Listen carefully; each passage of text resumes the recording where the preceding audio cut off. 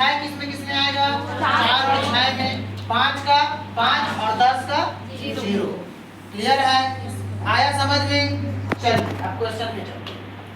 अगर आपको √289 का निकालने के लिए बोले, क्लियर है? यहाँ ठीक है। अब यहाँ पे थोड़ा समझ, तो इकाई एक आपको मिल गया, कहाँ पे है? 9 किसमें आता है जी?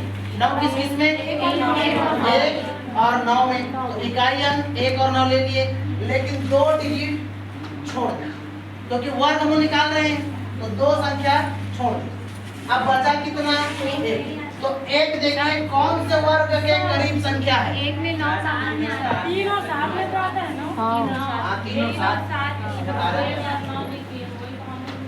3 और 7 में आता है, ठीक है।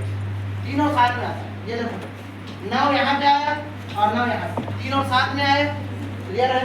2 संख्या छोड़, क्लियर? 2 संख्या छोड़ दी। अब बचा है कितना? 1।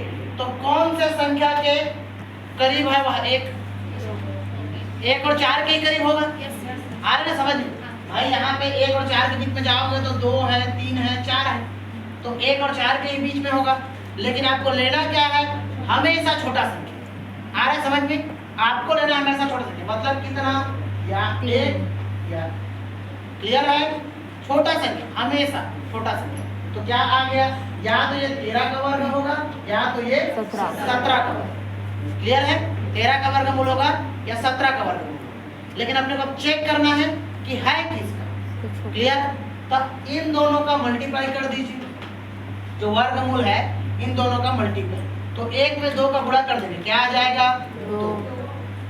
अगर ये 2 से ये छोटा है, ये 2 से ये छोटा है तो छोटा लेना। क्लियर है? अगर 2 से ये बड़ा रहता तो बड़ा। क्लियर? आया समझ में? एक और 289 ये किसका है? तो 3 और 7 का 2 संख्या छोड़ दीजिए, तो बचा क्या? 2। अब 2 किसके करीब आएगा?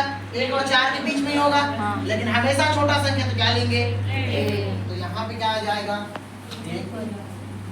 क्लियर है?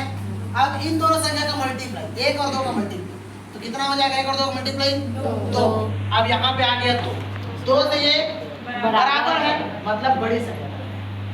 क्लियर है? बराबर हो गया तो बड़ी संख्या। लेकिन अगर ये 3 रह जाता, ठीक है, तो बड़ी संख्या डेफिनेटली जाती, क्योंकि इससे बड़ी है तो।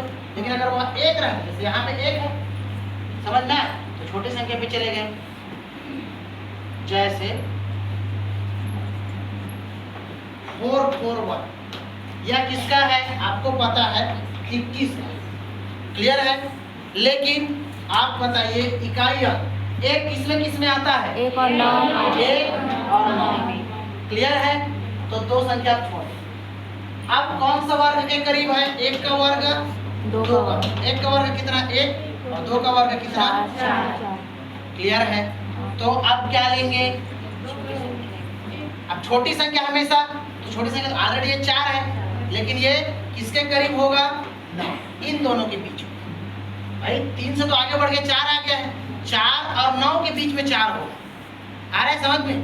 4 और 9 के बीच में 4 होगा, तो क्या लोगे? हमेशा छोड़ सकते, मतलब 2।